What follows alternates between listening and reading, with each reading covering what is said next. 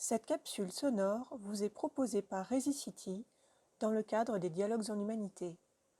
Vous pouvez nous retrouver pour partager vos récits vendredi et dimanche à 15 heures en face de l'île du Souvenir.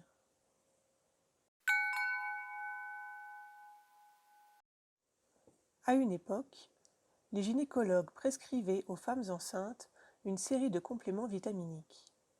Ils étaient utilisés pour compenser les faibles apports nutritionnels de la nourriture industrielle.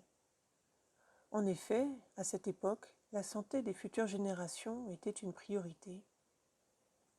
Les études ont montré, après coup, que ces compléments avaient eu une répercussion sur les enfants nés de sexe féminin.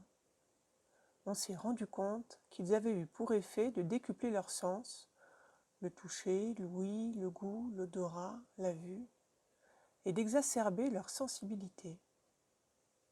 Cette génération de filles, devenues adultes aujourd'hui, a donc une capacité 10 fois plus importante à percevoir toute information du monde par rapport à celle des hommes du même âge.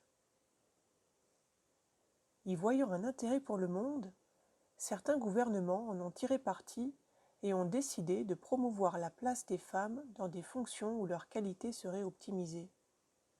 Par exemple, la politique et la diplomatie, le soin et l'éducation, ou tout ce qui avait attrait aux liens entre les personnes. Évidemment, cette décision a eu un impact incroyable. Par exemple, dans l'orientation des politiques publiques, ces femmes extrasensibles ont souhaité supprimer toute forme de discrimination. Le rapport entre les humains et le reste du vivant a changé. D'un point de vue sociologique, on a vu apparaître des extrêmes, des groupes qui revendiquent une féminité exacerbée, et à l'inverse, d'autres qui cultivent une extrême virilité. Forcément, le rapport entre les sexes a été bousculé. De nouveaux modèles familiaux se dessinent. Mais bon, dans l'ensemble, les relations sont plutôt apaisées.